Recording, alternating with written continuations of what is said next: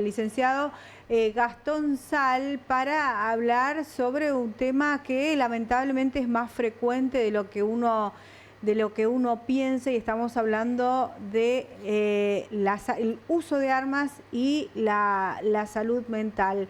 Licenciado, gracias por atendernos. Buen día. Buen día, Diana. Un placer, como siempre, estar con ustedes compartiendo para todos los televidentes de Canal T5 Satelital. Buen día, Alfredo, ¿cómo estás? Hola Espero que estés Gastón, ¿cómo bien. estás? Un gusto. Igualmente, como siempre, un placer. Sí, la verdad que una temática. Sí, una temática muy sensible y relacionada a hechos muy violentos que vivimos últimamente los correntinos, pero que o uno puede ver los títulos frecuentemente, lamentablemente, en distintos medios de comunicación. Sí, la verdad que el uso del arma ya contempla en la Argentina la evaluación psicológica, el psicofísico, eh, y en todos los casos se realizan estas pruebas. Aquí entran en juego muchas variables, Diana. Entra la variable de cómo se aplican los elementos metodológicos, es decir, la metodología desde la psicología en cuanto a la aplicabilidad de la persona que va a usar en el futuro el arma y también las cuestiones que tienen que ver con los cambios que se pueden producir en los sujetos. Porque no nos olvidemos, porque por ahí muchas veces se acusa al profesional, bueno, pero esta persona ha recibido una evaluación, un informe psicológico que de alguna forma lo habilitó al uso del arma. Y quizás que no estaba, vamos a decir, preparado para tal uso. Entonces, acá hay una cosa muy importante a tener en cuenta: los sujetos cambiamos en el tiempo, y una persona que se presenta con una estructura psicológica muy sólida, con una estructura psicológica saludable, en el momento de, no sé, en un futuro, ante una determinada circunstancia, puede que reaccione de una manera tan desatinada, tan desacertada, cometiendo quizás un delito. Yo siempre doy el ejemplo, ¿no? Doy el ejemplo muy brutal, ¿no? Cuando uno, qué sé yo, le acontece algo tan sagrado como es el hijo de uno, ¿no? Y cuántas veces padres han tenido que pasar por tragedias con respecto a hijos que fueron asesinados, que fueron, qué sé yo, que pasaron situaciones muy trágicas. Tuvimos en la Argentina casos muy fuertes en el extranjero, tuvimos casos de peleas con chicos en la calle y esas cuestiones que dan como resultado la muerte, la tragedia de un chico. Y eso, uno a veces tiene una estructura, pero puede reaccionar de una manera tan desatinada. Y esto depende del momento, de la situación, y por eso ocurren estas cosas. Somos sujetos de cambio. Entonces, Para en ese esto, sentido, perdón, licenciado, para esto entonces sí, es necesario que hayan análisis periódicos y de es manera aleatoria, salvo que, por ejemplo, el personal de seguridad haya pasado por un hecho traumático y que se haga exigible en ese momento o posteriormente de ese hecho traumático la evaluación. muy bien, exactamente, te adelantaste en todos mis pensamientos. Exactamente, no basta simplemente con una herramienta psicodiagnóstica que te permita o te habilite a usar un arma, sino también quien tenga o posea arma tiene que hacerse ver periódicamente, tiene que de alguna forma tener una asistencia como para saber que está portando un elemento mortal como es un arma, que usarla a ver, es algo que puede terminar o derivar en una tragedia. Entonces, me parece que todas las personas que tienen portación de armas deben tener de alguna forma una asistencia o vamos a decir, una frecuencia analítica ante un profesional de la salud psicológica. Me parece de una manera frecuente a una persona que no la utiliza o no la tiene. Me parece a mí.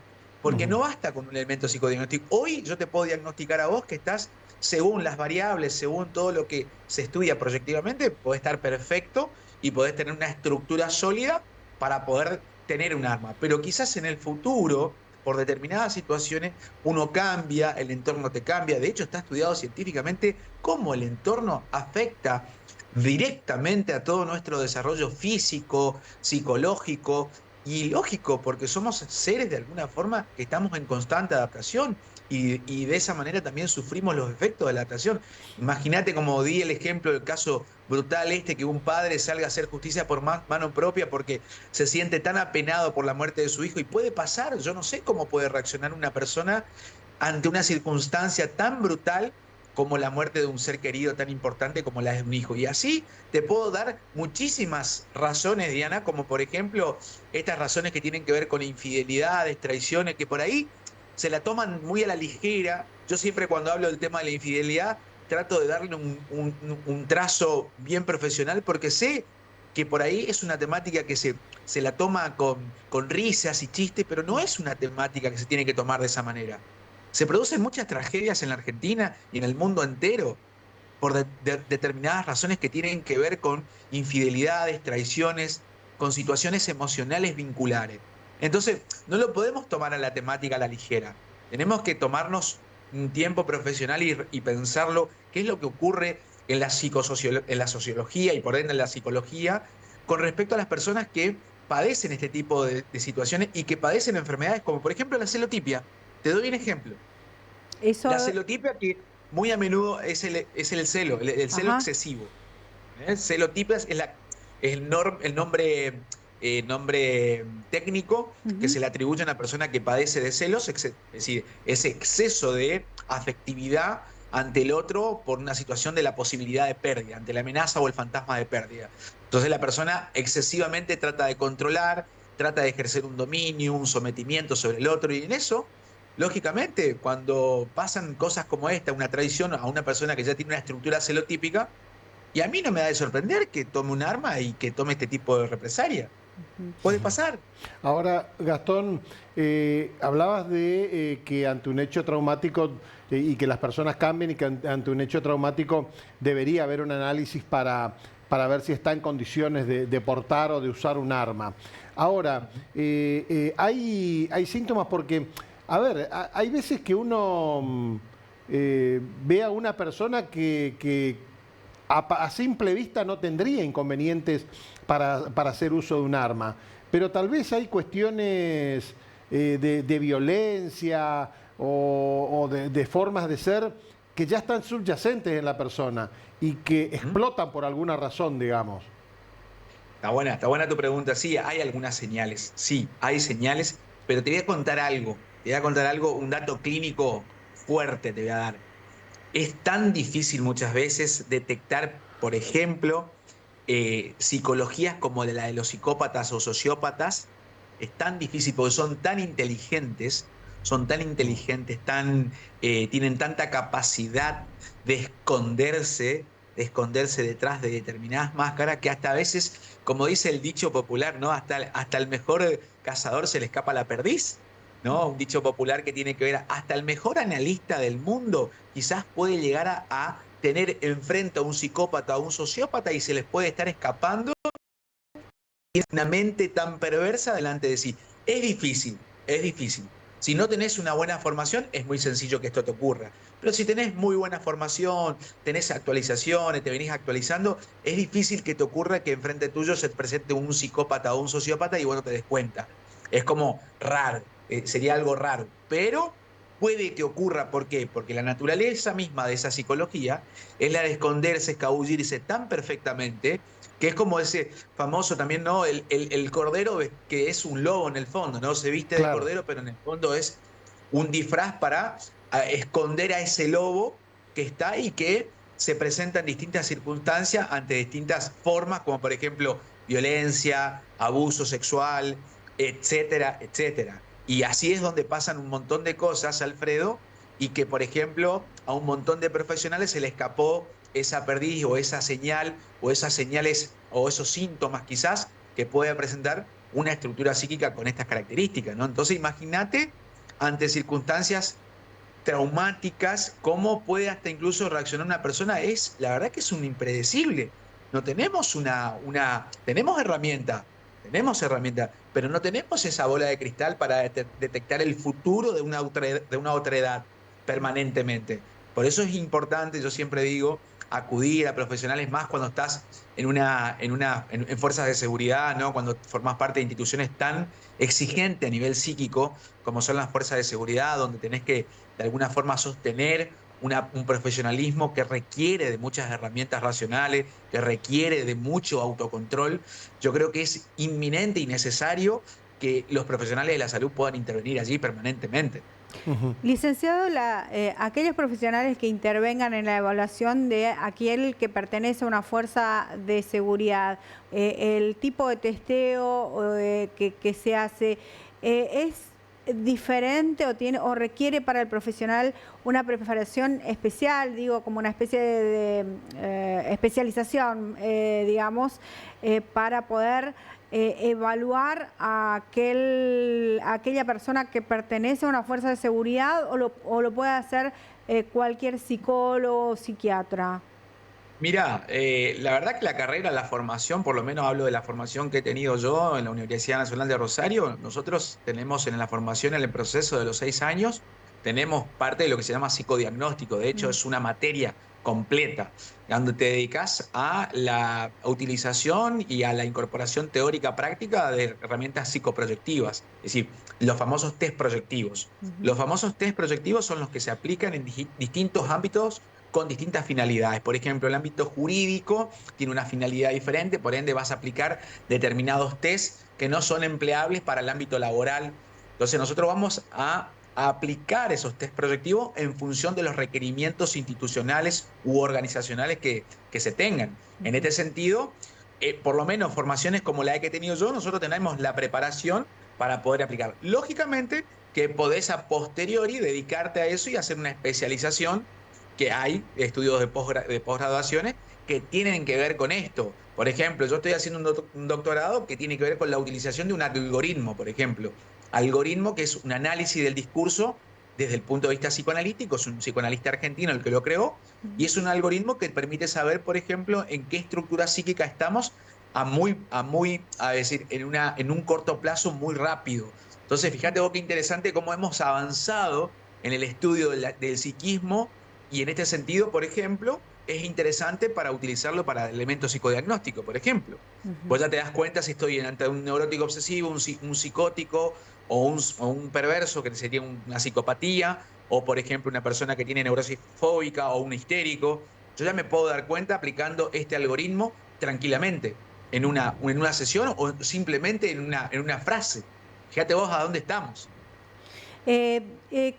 ¿Cada cuánto periódicamente se tendría que hacer este análisis o esta como Esa es una observación pregunta. a cada agente de la fuerza de seguridad?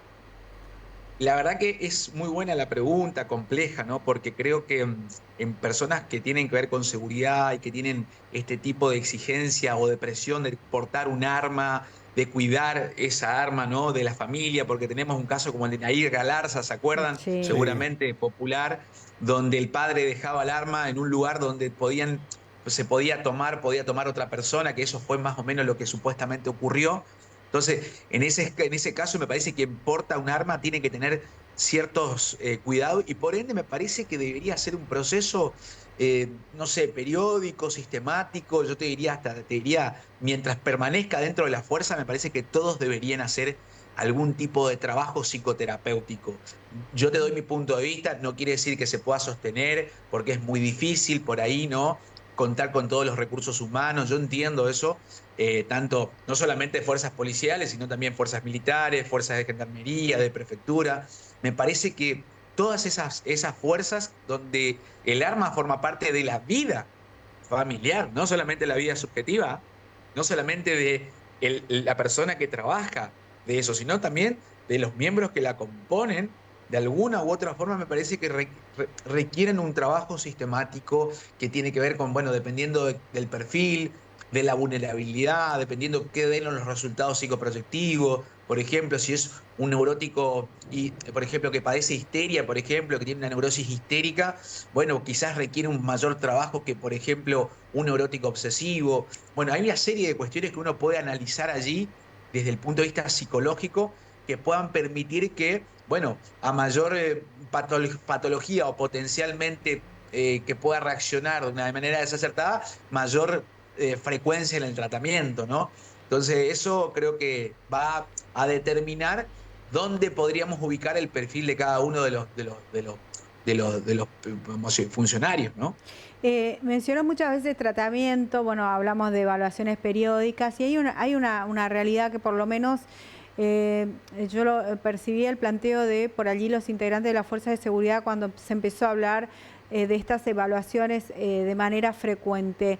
Y es ese temor a perder el trabajo en función del resultado de la evaluación. Y la pregunta por ahí apunta al hecho de si una persona que fue cambiando y pasó por situaciones, determinadas situaciones, con el acompañamiento adecuado, puede ser recuperado y permanecer y poder prestar servicios en la fuerza, o si la detección de una determinada situación hace que necesariamente se lo excluya de la fuerza de seguridad por el riesgo que signifique. Es muy interesante eso, ¿no? Porque tiene que ver un poco con esta cuestión de ya viene, entra en juego el sujeto de necesidad, ¿no? Claro. El sujeto de necesidad que tiene que ver con, bueno, pierdo el laburo, me paso desapercibido, trato de hacer, muchas veces me he encontrado con personas que te piden, no, che, tirame datos de cómo se tiene que hacer, no, pero no funciona así, porque para eso existe la entrevista abierta. Vos tenés que contrastar lo que te dicen los test proyectivos con una entrevista abierta, y ahí te vas a dar cuenta si te están mintiendo, engañando, engrupiendo, te das cuenta. Los que tenemos experiencia, yo hace 18 años hago tratamientos y me doy cuenta cuando un paciente viene de alguna forma a querer engrupirte, vamos a decir, tratando de sostener esto que estás diciendo, ¿no? De sostener el trabajo a toda costa porque es la fuente de sostén. Y en eso, bueno, me parece que hay que buscar herramientas institucionales que permitan, de alguna forma, tomar una decisión dentro de un cuerpo interdisciplinario, en la que, bueno, que si vemos que una persona no está preparada, bueno, que se la pueda no excluir, porque desde el punto de vista económico, digo, porque es todo un tema, ¿no? Y también tenemos las avivadas, también, Diana, de personas que, si nosotros, imagínate que si mañana en las fuerzas de policías o las fuerzas de seguridad dicen que, bueno, podés estar excluido y cobrar lo mismo, quizás muchos querrían pasarse como patológicos también, ¿no? Claro. Entonces entramos en un dilema, una discusión bastante compleja, porque podemos pasarnos de un extremo al otro. Son todos patológicos, ¿no? De repente, porque todos quieren el retiro anticipado y siguen cobrando sin trabajar de alguna forma, haciendo trabajos de seguridad por fuera, suponte. O, bueno, tenemos el otro extremo que es, bueno, a pesar de que yo no estoy bien psicológicamente, trato de sostener a todas costas y, bueno, y trato de engrupir a los profesionales o de seducirlos, etcétera, etcétera. Entonces, me parece que si estamos con un profesional que de alguna forma tiene herramientas, bueno, son decisiones que me parece que hay que tomarlas, porque uno, por ahí, ante determinados sucesos que hemos vivido en la Argentina, creo que debemos hacernos un replanteo sobre lo que tiene que ver con los mecanismos de integración, de admisión, sería de admitir, y también de lo que tiene que ver con el proceso de profesionales que son portadores de armas, ¿no? No solo los profesionales, Gastón, porque, a ver, si hoy uno quiere renovar su licencia de legítimo usuario de arma, no pasa por un test psicológico. Sí. Es más, ni siquiera por un examen visual en este momento, sino simplemente hay que pagar las estampillas y sí presentar constancias de AFIP, por ejemplo, pero no un test psicológico cuando se está hablando del uso de armas. Me parece que sí, me parece que RENAT, ¿no es cierto?, es la institución. Sí, ¿Puede ser? exacto. Sí, me parece que sí, Alfredo. Me parece que tenés que hacerte una evaluación psicológica. Te No, piden. no, no. ¿No? No, no, Bueno, lamentablemente no. yo lo he hecho. Yo te digo que yo la he hecho. A mí hace tiempo atrás, hace mucho no lo hago, pero a tiempo atrás yo he tenido que hacer a una persona determinada portación de arma, vamos a ir con Tiempo uso atrás sí, personal. pero ya no sé, ya no. Perfecto, perfecto. Ahí está. Bueno, entonces tiempo atrás existía en la Argentina que el pedido de que te hagan una evaluación Claro. psicológica y que vos tengas que decir que estás apto para poder emplear, es decir, tener como portación personal un arma. Claro, ¿no? inclusive hace no mucho tiempo, algunos años atrás, a una persona que quería el legítimo usuario del uso de Sí. armas, le pedían la certificación de un instructor de tiro para saber que sabe utilizar el arma, digamos. Hoy ya no Ah, se pide más eso. bueno, bueno, yo ese dato no lo tenía, Alfredo. Bueno, te agradezco que me aportes, igual voy a investigar, porque yo lo tenía como que era condición sine qua non, entre comillas, ¿no? Porque es simplemente un informe nomás, un informe pequeño, no tan, vamos a decir, nutrido en cuanto a detalles, como puede pasar, por ejemplo, cuando se produce una pericia. En una pericia uno tiene que hacer un informe un poco más nutrido, con detalles, cuáles son Claro. los test que utilizaste, cuáles fueron los resultados que arrojaron los test, cuáles fueron las interpretaciones de los test que vos utilizaste, etcétera, etcétera, cómo te dio el resultado de la entrevista abierta, es como más complejo. Pero bueno, yo creo que debería volver a tener esto fuerza, porque realmente hay mucha gente, como decís vos también, que está aportando armas particulares, y que por ahí, bueno, también ocurren estos femicidios que lamentablemente siguen ocurriendo, y lamentamos muchísimo, porque muchísimo hemos hecho como comunicadores sociales respecto a estas temáticas que tanto nos preocupan como sociedad, ¿no? Sí, seguro. Es más, hemos tenido un ejemplo en las últimas horas en Buenos Aires, un vecino que salió a correr a unos chicos con una escopeta porque le Claro. tocaron el timbre. No, una cosa. Una locura. Bueno, es claro, es algo, bueno, como para pensar, ¿no? ¿Qué es lo que está pasando? Nos están pasando muchas cosas, Alfredo, como sociedad, hace mucho Sí. tiempo. Una Nos hemos sociedad vuelto más muy complejos. violenta. Yo hace muchos años lo vengo diciendo, Diana, Mm, que estamos viviendo una sociedad mucho más compleja, violenta, con agresiones que antes no se veían. mm. Creo que hay una caída muy grande de las instituciones, una caída muy grande de los roles que antes eran respetados, como por ejemplo los docentes, que eran respetados por una ciudad, por un pueblo, por la familia, ¿no? La institución familia viene sufriendo un deterioro en todo el mundo, no solamente en la Argentina. Es decir, yo veo ese deterioro porque tengo la suerte de poder intervenir sobre muchas personas que incluso viven en otros países, y te das cuenta que pese a lo que se muestran en los medios de comunicación, por ejemplo, Estados Unidos, doy un ejemplo, que se muestra como una sociedad pujante, fuerte, sólida, hay una caída importante en cuanto al rol de la familia, las consecuencias, vamos a decir, a las pruebas me voy, ¿no es cierto? Por ejemplo, lo que está pasando con el tema del consumo de drogas es tremendo en Estados Unidos. Es un problema sociológico que arrastra a todo el país, y que interpela a todo el país, a personas que están en la calle, en situación de calle, y atravesadas por adicciones gravísimas, gravísimas. Y esto te lo puede contar cualquier persona que se va a Estados Unidos y que pasa en distintos lugares. Puede estar en Miami, puede estar en Pittsburgh, en New Jersey, en cualquier lugar, y te va a contar que hay personas en situación de calle atravesadas por unas adicciones fuertísimas, que no tienen criterio de realidad. Y esto está ocurriendo muchísimo, y es un país que supuestamente es un país fuerte, y lógicamente nosotros acá en la Argentina también estamos sufriendo, no a tanto, no veo tanto, porque todavía creo que hay ciertas cuestiones que vienen funcionando, pero bueno, hay que tener cuidado y tenemos que hacer algo al respecto, ¿no? Sobre todo por el rol de la familia como interviniente en la crianza de nuestros hijos. Licenciado Gastón Sal, muchas gracias como siempre por su tiempo y este contacto. No, por favor, a ustedes, muchas gracias a ustedes. Gracias. Un capo, un placer hablar con Sí, Gastón, la es verdad. clarísimo además en sus conceptos, y nos hace comprender un poco algunas falencias que tenemos en la sociedad. Siempre decimos que lamentablemente nosotros vamos corriendo a veces detrás de los problemas, y eso por un lado, hablando de las evaluaciones psicológicas que cuando se presentan el problema, ahí recién empezamos a ver qué podemos hacer. Pero después tenemos como regresiones, porque este caso que vos comentás, si ahora ya no se hace más las pruebas psicológicas para alguien que va a portar un arma, Claro. que puede vivir una situación de violencia intrafamiliar o de reacción con la sociedad, como la que mencionabas recién del rinraje, que salió esta persona con un arma a correr a chicos, es una locura, que pudo haber terminado en una tragedia, como ha ocurrido, situaciones de enfrentamiento. Como hace no mucho tiempo teníamos también enfrentamientos entre vecinos, que terminó con la muerte de uno de los vecinos.